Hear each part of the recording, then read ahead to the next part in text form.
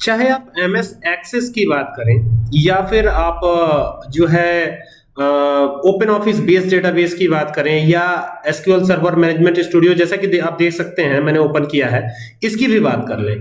किसी में भी जब भी आपको कोई एक फील्ड ऐड करनी होगी तो आपको क्या कमांड लिखना होगा, आज उसके बारे में बात कर लेते हैं कि आखिरकार कमांड क्या लिखा जाए। ठीक है, तो सबसे पहले क्या करेंगे, ये न्यू क्वेरी ले लेंगे और डेटाबेस पहले तो हमें इसमें लेना होगा कि हमारा डेटाबेस क्या है। तो आपको सिंपली यहाँ पे दिख रहा होगा स्कूल डी नाम है शायद डेटाबेस का। यहाँ पे देखिए ये जो डेटाबेस है इसी के अंदर ये टेबल बनी हुई है जिसका नाम है स्टूडेंट जेड।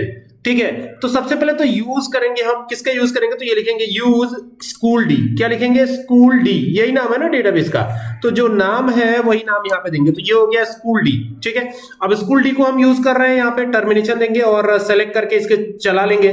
तो देखिए सिलेक्शन करके चलाइएगा, ये इस तरीके से आप सेलेक्ट कर लीजिएगा इसको। देखिए जैसे मैं कर रहा हूं, ये देखिए ये ऐसे सेलेक्ट किया और यहां से एग्जीक्यूट करिएगा।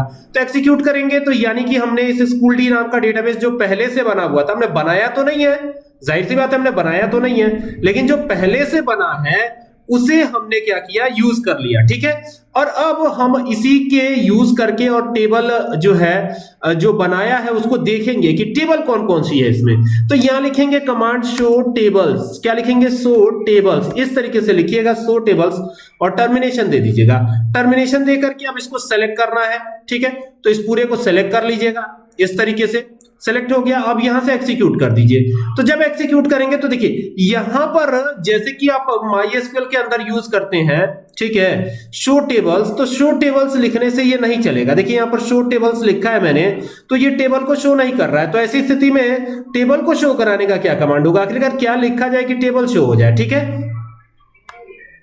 देखिए बेहद आसान है, ये मैंने लिखा हुआ है, यहाँ पे लिखा है सेलेक्ट, फिर लिखा है टेबल नेम। ठीक है, और फिर यहाँ लिखा है from information schema dot tables. Schema, ये जो शब्द है ना अपने आप में ही एक बहुत बड़ा डिक्शनरी है, ये समझिए एक तरह की। स्कीमा लिखा हुआ है, स्कीमा डॉट टेबल्स, और फिर where table type is equal to base table दिया है। और जब इसको चलाया है तो आप देख सकते हैं यहाँ पे टेबल का जो नाम है ना वो आ रहा है कि इसमें स्टूडेंट टी है, स्टूडेंट टू है और स्टूडेंट जेड है। अभी हम लोग स्टूडेंट जेड की ही बात कर रहे थे, तो इस तरीके से आप पूरा नेम शो करा सकते हैं। ठीक है, और ये कमांड्स है, यहां पर आप इन कमांड्स को नोट कर लीजिए, ये काफी काम आ सकते हैं आपके। उम्मीद करता हूं कि आपको पूरी बात समझ में आई होगी कि ये कैसे करना है। ठीक है, तो